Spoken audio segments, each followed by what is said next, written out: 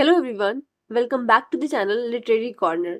आज हम एक इंटरेस्टिंग कॉन्सेप्ट को समझेंगे, टेक्स्ट और आर्ट को समझने के 3 critical perspective, deconstruction, dadaism and the last one is critical theory which is critic.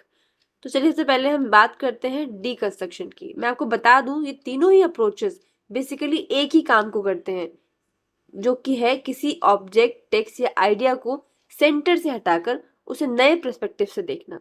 ठीक है, तो सबसे पहले हम देखते हैं डीकंस्ट्रक्शन। क्या होता है डीकंस्ट्रक्शन? डीकंस्ट्रक्शन एक क्रिटिकल मेथड है जो किसी टेक्स्ट की फिक्स मीनिंग को चैलेंज करता है।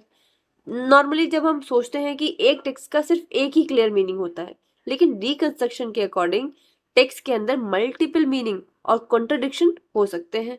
वर्ड्स, कॉन्टेक्स्ट और इंटरप्रिटेशन को मिलाकर मीनिंग को चेंज कर देते हैं।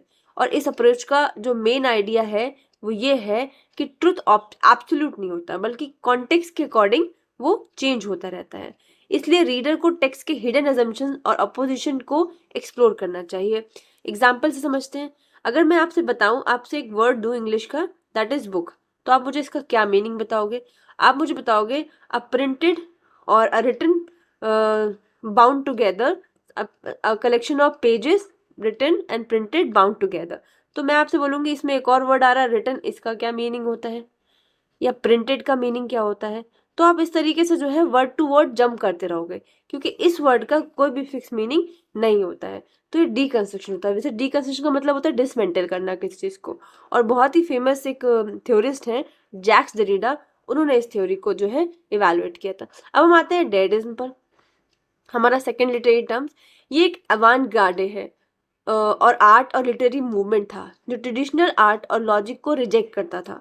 ये मूवमेंट इंटेंशनलिटी, नॉनसेंस और क्याओस को सेलिब्रेट करता था। डाडा आर्टिस्ट, जो डाडा आर्टिस्ट थे, वो उस पे जो है, जो कॉलेज वाली चीज़ें हैं, रेडीमेड चीज़ें, रेडीमेड ऑब्जेक्ट हैं और जो चांस टेक्निक्स का है, उनको सबको जो है रिजेक्ट किया है, ताकि सोसाइटी की ट्रेडिशनल एक्सपेक्टेशन को चैलेंज किया जा सके। सिंपल वर्ड्स में डैडिज ने पूछा आर्ट क्या होता है, और उसको उसी की डेफिनेशन को चैलेंज कर दिया।